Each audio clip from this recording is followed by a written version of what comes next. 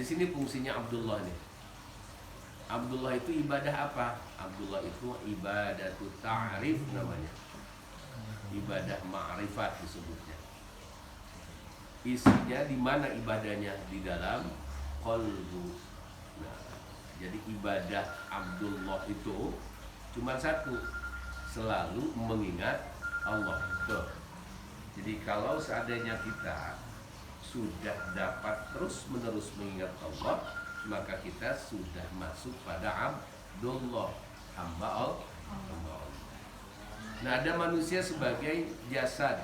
Predikatnya apa? Dia sebagai khalifah. Jasad ini hidupnya di mana kita? Di dunia. Di dunia ini ada dalam bahasa Arab disebutnya at-taklif.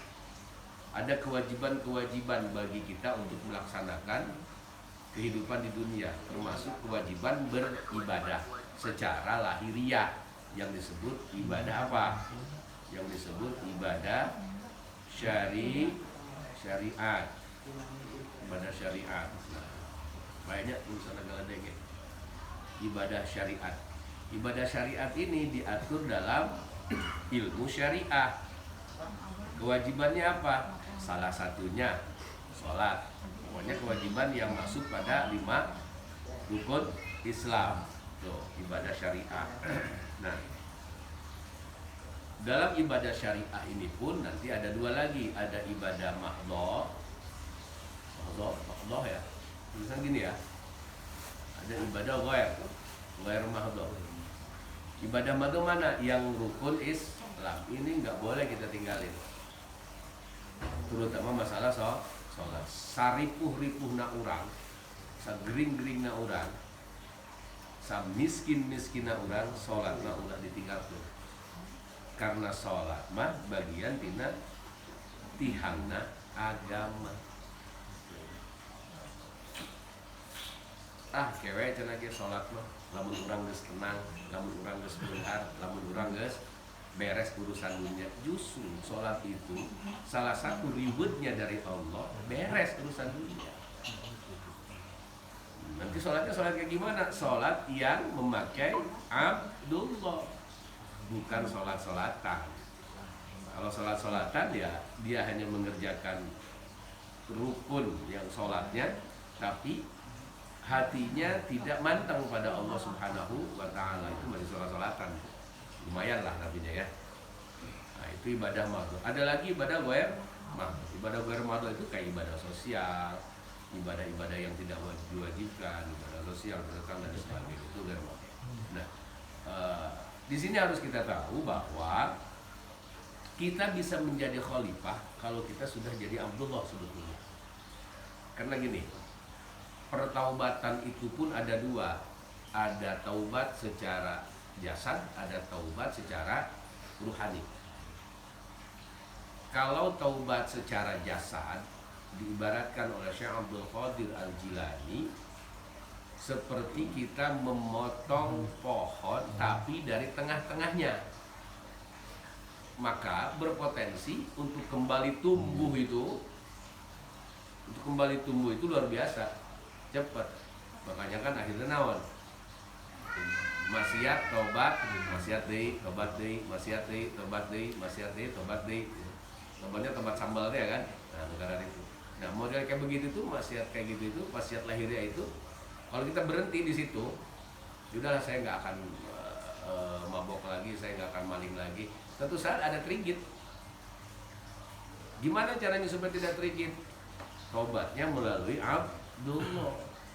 Kenapa orang mau melakukan kesalahan, berani melakukan maksiat? Karena dia tidak kenal Allah. Itu masalahnya. Kita berani ini, berani itu, berani marah-marah, berani ini, berani itu. Karena apa? Karena kita tidak kenal sama Allah. Kenalnya juga kenal-kenalan. Pada akhirnya masih banyak kelakuan-kelakuan fisik kita yang akhirnya merugikan diri kita sendiri. Itu yang disebut dengan maksiat. Oke ya. Nah, di pertemuan kemarin cara menjadi Abdullah itu sebetulnya gampang. Pertama apa? Mendawamkan la ilaha illallah. Salah satunya dengan talqin. Nah, kita masuk nih di bayani taubah wa talqin, tentang taubat dan talqin. Pasal kelima di kitab Surah Al-Asr Syekh Abdul Qadir Al-Jilani. i'lam annal maratibal madhkura la tahsulu illa bitaubatin nusuh wa bitalqini min ahlihi. Bahwa kita tidak bisa kenal sama Allah, tidak bisa sempurna iman kita, gitu kata Syekh Abdul Qadir ya. Tidak bisa menjadi ahli zikir, tidak bisa menjadi orang yang kenal dengan Allah illa bitaubatin nusuh, kecuali dengan taubatan nasuha. Wabit talqini min ahlihi, dan mengambil talqin dari ahlinya yang disebut dengan mursyid. Nah, jadi karena Syekh Abdul Qadir ini salah satu pelopor sebuah thariqah, maka salah satu jalan yang diambil oleh Syekh Abdul Qadir Al-Jilani adalah bagi kita orang awam kalau mau selamat, ayo ikuti, cari seorang mursyid untuk bisa talqin dan bisa bertaubat. Itulah perintahnya. Kama qala Allah Ta'ala wa alzamahum kalimatat taqwa wa hiya kalimatul la ilaha illallah. Kata Allah dalam surat Al-Fat ayat 26, wa alzamahum kalimatat taqwa, dan Allah mewajibkan kepada mereka mendapatkan kalimat takwa. Jadi takwa itu ada isi kalimatnya, ya, takwa nih disebut dengan takwa.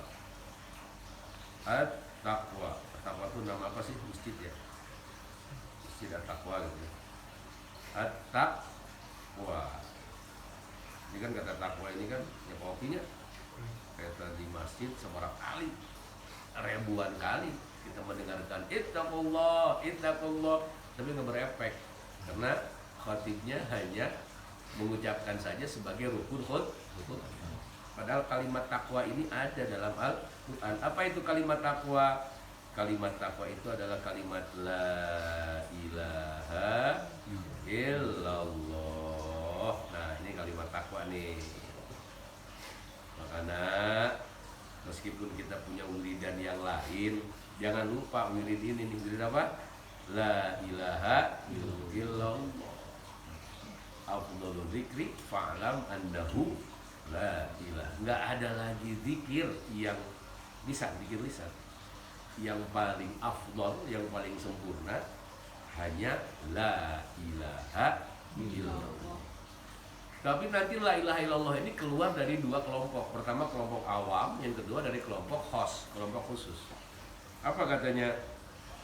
Wahiyya kalimatul la ilaha illallah bisyarti akhdhihi min qalbi taqiyyin naqiyyin mimma siwallah.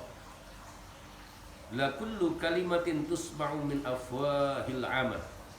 Kalimat la ilaha illallah yang diambil dari seorang guru, seorang mursyid yang taqiyyin. Taqiyyin itu takwa, yang bertakwa. Takwa itu lain pakai baju takwa terus ya. Naqiyyin, yang suci. Dari apa? Mimma siwallah. Hatinya itu sudah nggak ada lagi selain Allah. Kahayangna ayat itu tetap ayat, tapi kolbunya, jadi dia sudah menganggap dunia ini ketika diberikan oleh Allah itu hanya menjaga saja, bukan memiliki. Diberi rumah, diberi mobil, diberi pemajikan, diberi salaki, diberi rokok, diberi segala macam, dijaga, bukan dimiliki. Jadi sifatnya harus menjaga. Karena kata milik itu sering dijelaskan, itu kata yang sangat berbahaya, akan memunculkan egoisme pada diri kita sendiri. Kabeh jelema teu meunang nyekel mobil urang karena eta milik urang, padahal mobil eta ngalukur titah dijaga hungkul ku Allah teh, dirawat nu bener, dirawat teh lain dikumbah, dipake atuh pengajian, dipake atuh sedekah, dipake atuh ka mana ka dieu ka ditu, dilakukan untuk hal-hal kebaikan. Itu kalimat menjaga. Nah, ya, diambil dari seseorang yang hatinya sudah takwa. Berarti saya tuh akhirnya agak keluar pertanyaan reptil dalam otak itu. Kenapa Syekh Abdul Qadir membuat satu kalimat, menuliskan satu kalimat akhdihi min taqiyyin naqiyyin. Kalimat la ilallah harus diambil dari orang yang sudah bertakwa dan bersih hatinya dari Allah. Berarti ada mursyid yang memang belum takwa. ada orang yang bisa talqin tapi belum tapi belum bersih dari masih wallah selain Allah. Sok talqin ke orang cepet kabinanya pada benghar. Sok talqin ke saya ngambil sumpah yang saya 1 juta lah. Itu yang kayak gitu-gitu itu ada. Makanya Syekh Abdul Qadir buat yang kayak begini. Artinya apa? Ini wanti-wanti, warning, hati-hati. Tidak semua orang yang ahli wirid itu bisa jadi mursyid. Tidak semua yang kelihatan ibadahnya getol itu bisa jadi mursyid. Tidak semua. Ketakwaan itu tandanya kayak gimana? Ketakwaan. Tadi, takwa itu hasil dari gabungan antara ini nih, Abdullah dan Khalifah. Gabungan itu.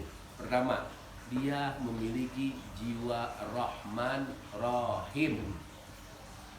Kaupan ningali batur teh. Hayang nulungan bahkan melaan manehanana lebih baik kalaparan daripada batur pae. Itu salah satu jiwa marhamah seseorang yang sudah diberikan pencerahan rohaninya oleh Allah. Nggak betah kalau ada ibunya, tetangga, istrinya, suaminya, anaknya yang kerepotan dalam urusan-urusan apapun. Dia maju ke depan. Bahkan yang lebih ekstrim, ada manusia yang berani mengorbankan keluarganya demi orang lain. Siapa? Sayyidina Ali karramallahu wajhah. Sayyidina Ali itu ketika satu ketika malam takbiran itu keliling. Idul Fitri itu kan bersenang-senang ya. Tiba-tiba ketemulah dengan satu rumah, yang rumah tersebut sedang berkumpul keluarga. Lalu di situ kayak bersedih, disamperin lah sama Sayyidina Ali. Kunaon cenah sareng di marana teh pan isuk teh lebaran. Cenah ya, tersedih kumaha. Hormat teu boga. LPG eueuh. Beas komo. Oh, nu jakat-jakat acan. Urang bahasana kitu ayeuna tah. Nu ieu teu acan. Nu datang sugan kita nu mere amplop ieu keur meuli ieu keur meuli itu eueuh. Tersentuhlah Imam Ali karramallahu wajhah. Padahal Imam Ali kondisinya sederhana. Di rumahnya ada kurma 1 karung. Badami jeung pamajikanna. Neng, ceuk, Sayyidati Fatimah ya, Sayyidah Fatimah. Iya tetangga ieu. Isukan rek lebaran tapi katinggalna sedih. Ayo urang mah kan geus biasa, lamun lebaran karena boga duit gitu dalam bahasa urang. Ieu kumaha lamun ku urang dipasihkeun bae. Bisi batur murah gimana? Urang mah insyaallah sugan bae. Miskin jeung munhad ku masalah. Nu penting mah Allah tetap nyaah gitu kan. Kalimat urang mah tapi saya alim ngomongna teh ieu gitu. Jadi sepakatilah dikasih oleh Sayyidina Ali semua. Besoknya lebaran dong. Orang pada senang-senang, tiba-tiba ada satu sahabat lihat lewat rumah Sayyidina Ali lagi makan roti basi yang udah 3 hari berdua. Amirul Mukminin Sayyidina Ali, nah, kenapa kok kamu? Ya enggak, kita tuh memang kayak begini aja. Lebaran itu tetap senang kok, tetap bahagia kok. Laisa laid alladzi libasuhu. Jadi lebaran itu bukan karena apa? Bajunya yang baru atau pakaian yang mewah, tapi yang dimunculkan adalah rasa syukur sudah menjalankan perintah Allah selama 1 bulan. Nah, ada tuh yang model kayak gitu. Tuh yang kurang banyak. Bisa tuh model gitu. Pemajikan kelaparan, anak kelaparan, tetangga kelaparan, milihnya mana? Pemajikan dengan anak heula urang mah. Tapi Sayyidina Ali nyontohan. Jadi lamun cenah aya nu model kitu ge geus aya contohna di ditu. Teu kudu aneh. Itu gimana kan Sayyidina Ali mah gimana geus lain iman-imanan. Urang mah kan gimana iman emen. Tekaop kan iman kuat, emen teu kuat. Iman emen urang mah kan gitu. Teu kuat. Ya, ini hasil dari mana? Hasil dari ruhaninya yang sudah tercerahkan. Akhirnya khalifah itu apa? Wakil Allah. Itu khalifah. Jadi kalau ngaku khalifah di dunia harus siap jadi wakil Allah. Wakil Allah itu apa? Bersifatnya jadi wakil Rahman dan Rahim. Itu mencakup semuanya. Rahman dan Rahim, Ar-Razzaq, Al-Fatah mencakup. Makanya awalnya Ar-Rahman Ar-Rahim. Jadi jiwanya itu, jiwa empatinya itu muncul selalu. Aya nu bodoh, aya benerkeun gitu kan. Lain ngerasa sok pinter, lain ngerasa beunghar, lain ngerasa gagah, tapi memang jiwanya sudah kayak gitu gitu. Itu jiwa-jiwa yang tercerahkan. Ya. Jadi berarti yang harus kita kejar adalah pencerahan jiwa supaya jasmani kita menjadi baik, menjadi manusia yang bisa mewakili Allah yang disebut dengan khalifatullah. Ya. Nah, ternyata nu ngaku-ngaku mursyid, ya kalau ngaku-ngaku berarti kan ngaku-ngaku mursyid, tapi talqin dalam hatinya harus apa? Harus tetap duit lah segala macam, talqin dijamin surga. Namun mana surga neraka sorban mama kan dengan menyamperkeuna. Jadi lamun cenah reka maot urang di masar gitu kan itu. Nyepengan we ka sorban mama. Gitu. Nyepengan ya, tangguh kumaha tenang we, tapi syaratnya hiji. Udah kaluarkeun sagalana. Jamin urang di dunia. Manehanana nitah nang tayung eta jelma ka Allah, tapi manehana sorangan nang tayung ka murid. Terus memang akhirnya kan begini, ketika kita memilih seorang mursyid itu memang harus benar-benar minta petunjuk Allah Ta'ala. Apalagi sekarang zaman media kan, ya zaman media, anaknya ya itu terus karawin kabeh ya, nucan kararawin, nucan nikah. Ulah lobat awewe terutamanya, ulah lobat tinggal drakor. Jadi ekspektasinya kesaruan kan. Jangan mengharapkan ke generasi laki-laki zaman jet itu. Itu kayak Lim Silyong kan. Kayak siapa? Harita Dulu nggak bisa. Generasinya generasi rebahan kan gitu. Generasi rebahan model-model kayak kita ini. Ayang genah di dunia ibadah haraya usaha sanggup asup kayak masuk surga baik kan gitu. Model-model gitu. Paling asik gitu. Ya. Jadi syaratnya diambil dari seseorang yang hatinya sudah takwa. Jadi takwa itu salah satu contohnya memiliki jiwa rahmah. Terus naqiyun mimma siwallah. Kaya raya, pabalatak mobilna, pabalatak pamajikana, pabalatak anakna, pabalatak hartana. Tapi itu disimpan di ieu. Dia hanya mengeluarkan tanggung jawab kewajibannya di dunia. Gampang lah hese begitu. Gampang lah hese. Hah? Urang mah kan gampang-gampang hese gitu teh. Ya kan? Gitu. Nah, lanjut apa? La kullu kalimatin tusma'u min afwahil amma wa in kana al-lafzu wahidan walakin al-ma'na mutafawid. Nah, kalimat la ilaha illallah itu bukan kalimat yang biasa didengar dari orang awam. Maksudnya apa? Meski lafalnya sama, la ilaha illallah, tapi berbeda maknanya.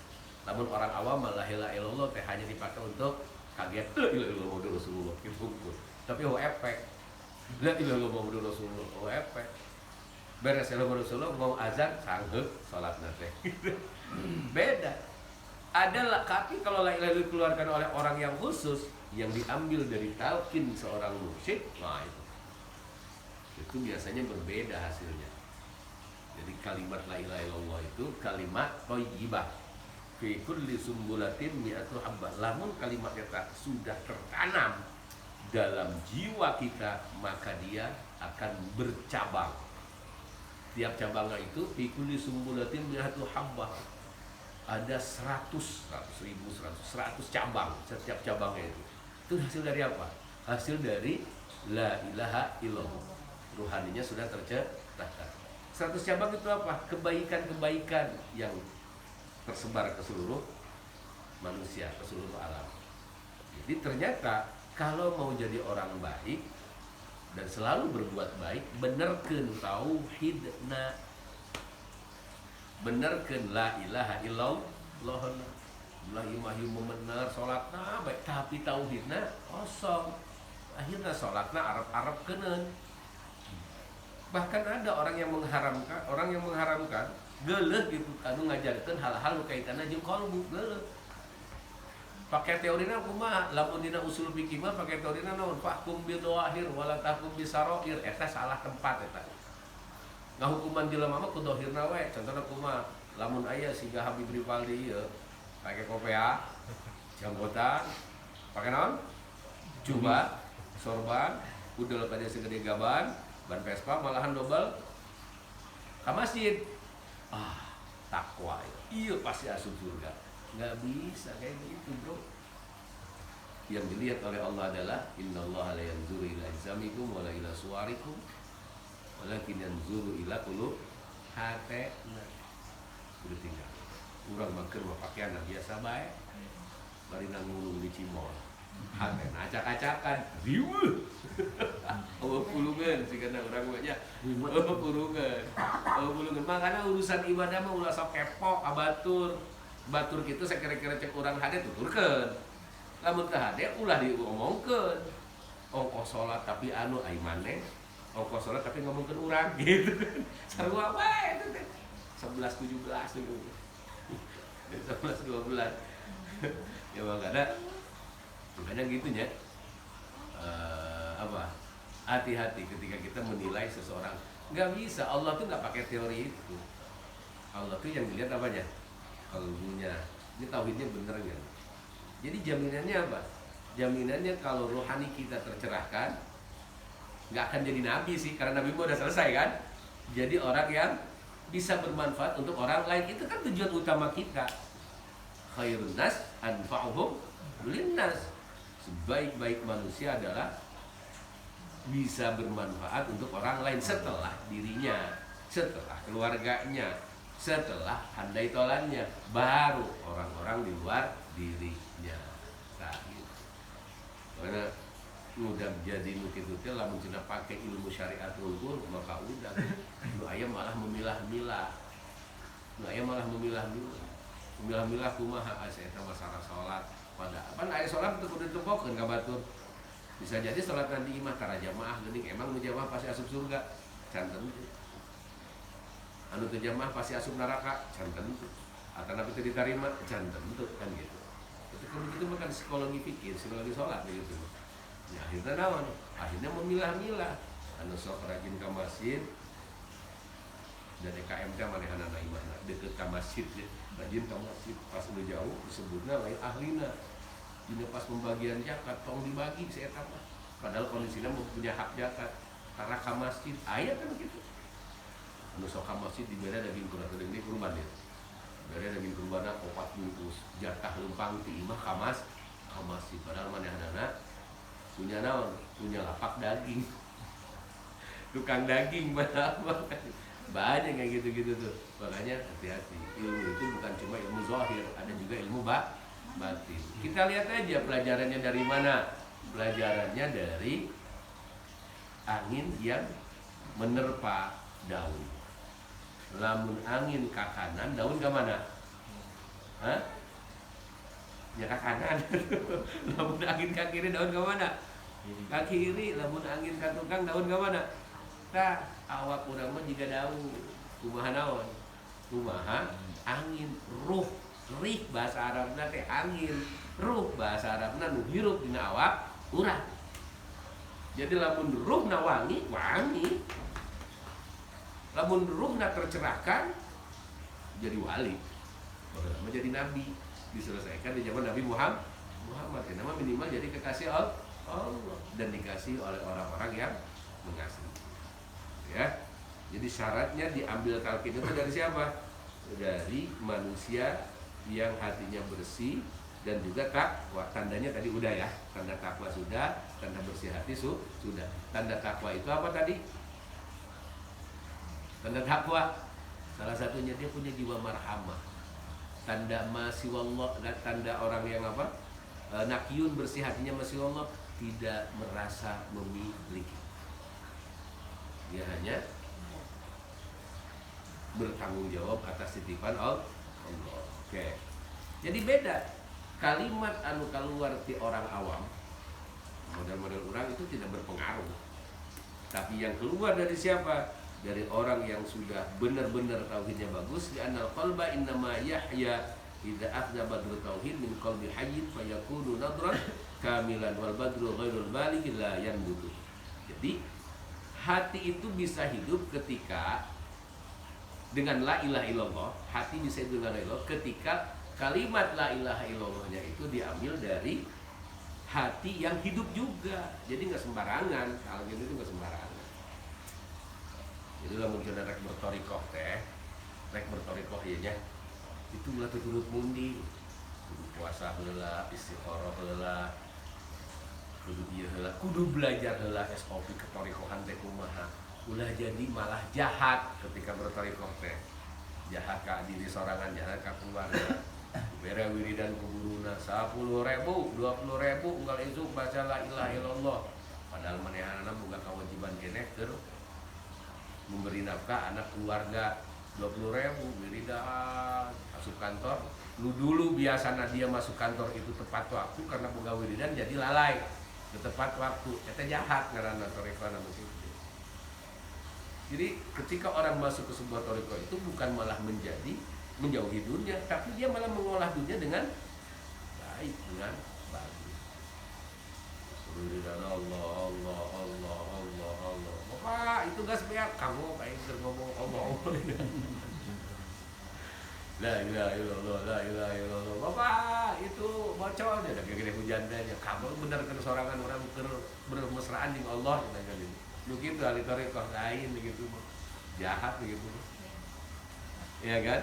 Justru ketika kita sudah dekat dengan Allah, kepedulian kita muncul kepada manusia. Itu yang terpenting. Ya, oke. Tuh.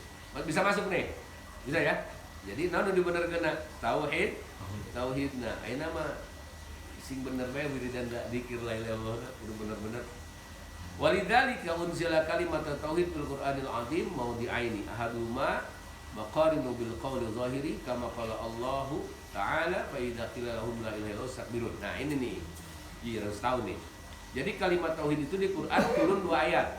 Pertama ada di surat As-Saffat ayat 35. Idza qila lahum la ilaha illallah yastakbirun. Ada orang yang ketika mengatakan la ilaha illallah tapi malah jadi takabur. Malah jadi songong, lu, takbir, Allahu Akbar, serbu, serang, entah jadi Mas Aliman di mana? Oh Mas Alim itu aksesoris mana?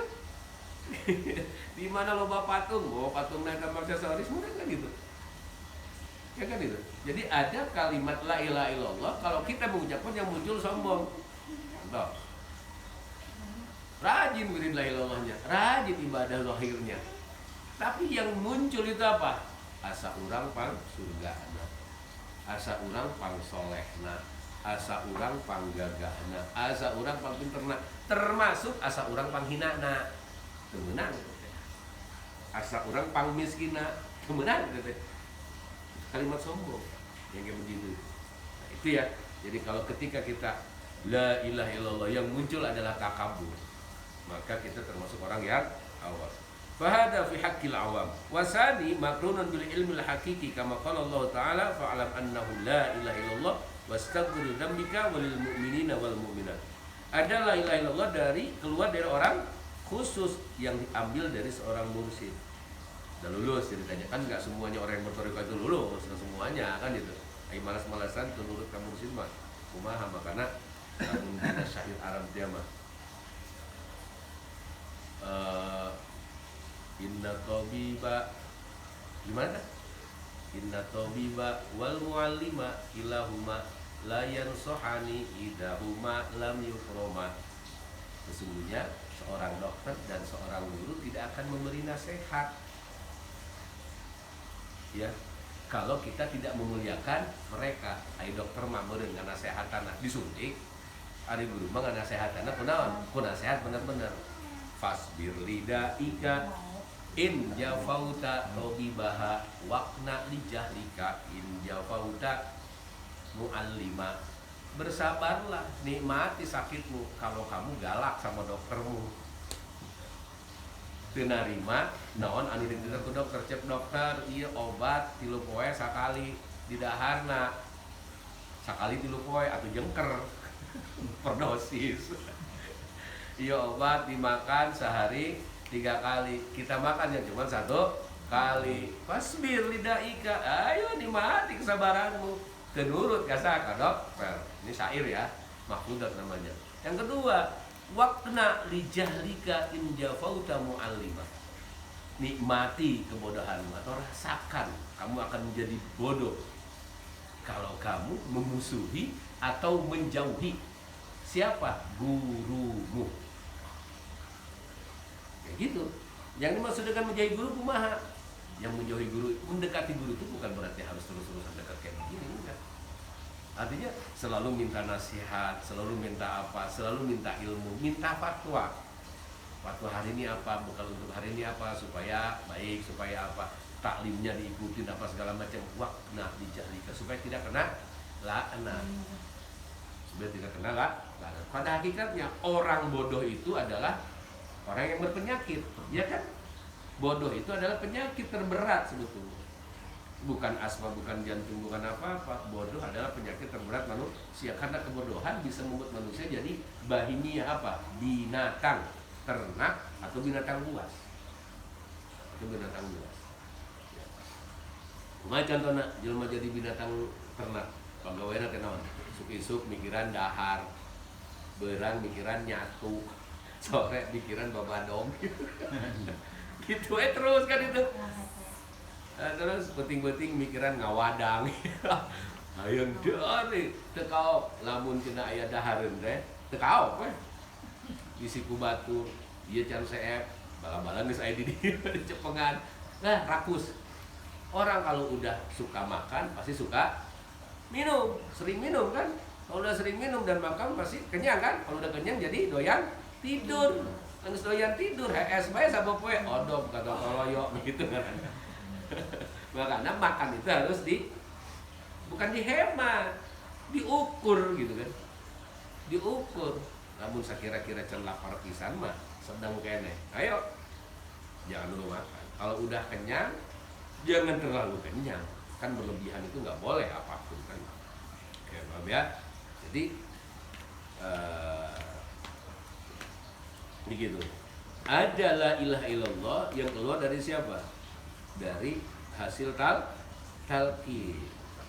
Ini hanya untuk orang-orang khusus. Maksudnya orang khusus ini orang yang sudah ditalqin, tapi nggak semuanya. Nanti bisi ayam delik nasub ke toriko atau boga mursyid gitunya kudu dituturkeun bener-bener. Kudu dituturkeun bener-bener. Naon sababna tadi teh ya waqna lijahlika bisi terus bodoh. Batur bagus ka langit ka sabaraha urang ngoser bae di bumi kan gitu. Paham ya? Sampai kadinya paham enggak? Paham ya? Oke. Lanjut nih. Lanjut dulu ya. Pertanyaannya nanti. Kama qala fi bustani syariah awwalu man tamanna aqrabut thariq afdalaha wa ashalaha minan nabi sallallahu alaihi wasallam Ali bin Abi Thalib. Nah, dari mana nih sanadnya nih bahwa talqin itu ada? Harus la ilaha illallah. Yang pertama mendapatkan dari Nabi siapa? Sayyidina Ali karramallahu wajhahu. Jadi Sayyidina Ali dalam riwayat beliau nanya, ada nggak amalan paling mudah supaya lebih cepat datang ke Allah? Mintalah Nabi ke siapa? Ke Allah berdoa. Lalu turunlah Jibril. Diajarkanlah Nabi Muhammad SAW oleh Jibril. Ditalqin la ilaha illallah. Lalu diajarkan oleh siapa? Nabi Muhammad ke Sayyidina Ali wa ashabihi dan sahabat-sahabat yang lain. Jadi yang pertama ditalqin siapa? Sayyidina Ali karramallahu wajhah. Loh, kenapa Sayyidina Ali? Kenapa bukan Abu Bakar? Ada dua cerita kan? Abu Bakar yang pertama beriman pada mi'rajnya Rasulullah siapa? Abu Bakar. Ya kan? Tapi di sini ada Sayyidina Ali, yang benar yang mana? Nah, di sini artinya menjadi dalil bahwa jalan menuju Allah itu ada dua. Yang satu, ini gimana, Mbak? Ininya. Lanjutan ininya. Kalau mau nyu. Di atas kiri ya. Oke. Duplikat. Bukan.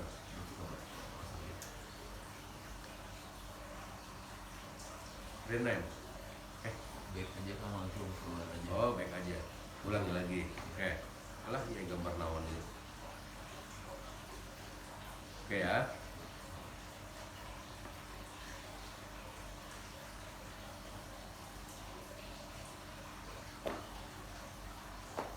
Kita ngomongin tentang bagaimana cara hati kita supaya benar-benar kenal ingat kembali kepada Allah. Ada dua jalan.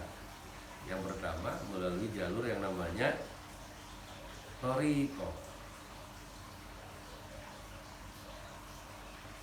Warnanya itu ini. Warnanya ya. Yang sebelah kanan bawah ada hitam biru hijau. Ini. Nih.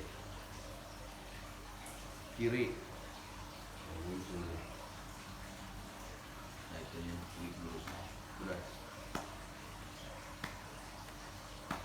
Tunggu sebentar. Biasa. Oke. Warnanya masih kuning kan? Kuning tuh ya.